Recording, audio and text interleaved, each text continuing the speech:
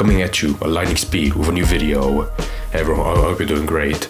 In this video, I want to talk about, again, the Soggy cereal and MrBeast drama.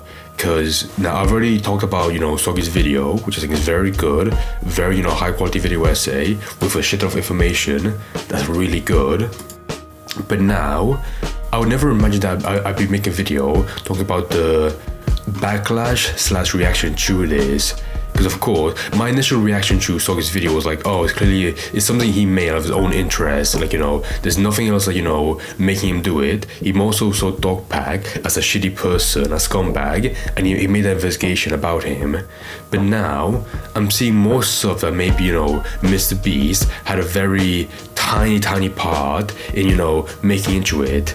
Now, I can't say that, Soggy paid him, because, I'm not going to say that. There's no evidence of that. But there is a wave of people talking about Soggy's video, more so because Jimmy, or the MrBeast account, reached out to them being like, hey, there's a new video, talking about the slanders about me. You don't have to talk about it, but I really appreciate it if you made a video about it on your own channel.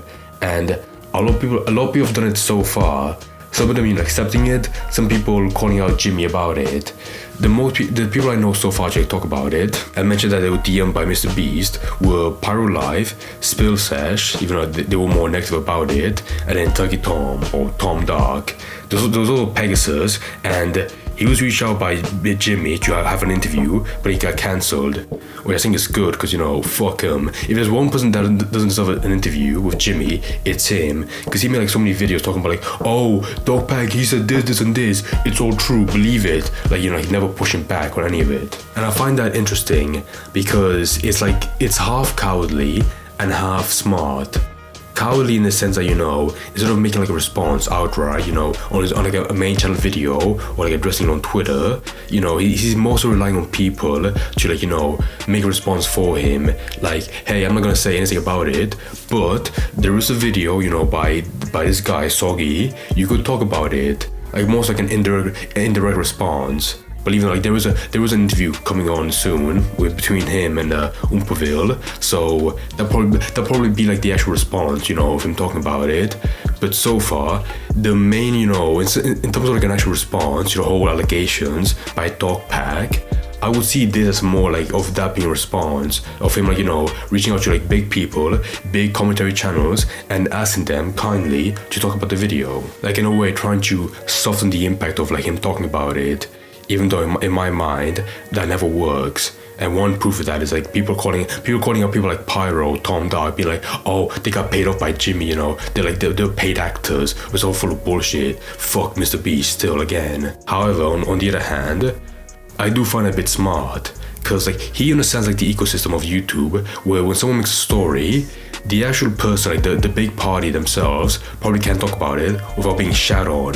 So he's more so relying on the ties of the story being changed by other people that can actually have an effect, commentary YouTubers that can make videos with millions of views and actually change people's minds. Pegasus, for example. When he made 10 videos about Dogpack, about the allegations without no information check, he carried that whole story on his back for so long. Until now, until the story's gonna change, and now he's more of a pussy, he doesn't want to talk about it. Because if he did, it might piss off people. Then he'll be called a paid actor by MrBeast, and he might lose some fans. He doesn't want that. But another thing that tilted me off about this was how Soggy made a response to on his own Twitter saying how he doesn't really appreciate his video being pushed by Jimmy to other people to be talked about. Because he makes it seem Soggy's video is more a shield to defend him.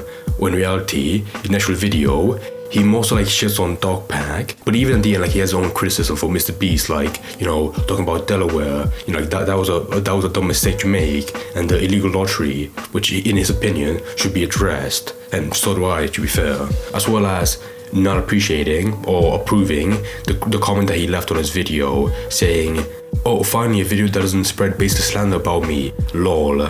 Because like in his mind, to be fair, it feels like he's treating like more lighthearted. Even though, like I said, he feels like there was some shit that Jimmy should address, which does look bad. So you've got that. But another thing that pisses me off is like the whole reaction to like being like, Dogpack was wrong, he's a liar, he's malicious. It pisses me off like how people, in reaction, when they watched Soggy's video, they were like, oh, he's paid off by Jimmy, all those employees that he interviewed, they're all, they're all just lying about the company so they can keep working there. And I find that like so annoying, because in this situation with these people, there really is no winning. No matter who Soggy interviews, if they're in a company or somewhere else, they never believe them, because they're so like fixated on like playing team sports or staying on Dogpack's side that they won't like look at anything valid or logical, like any evidence brought up by the other side. Like they will refuse to listen to MrBeast employees, even if the story makes sense.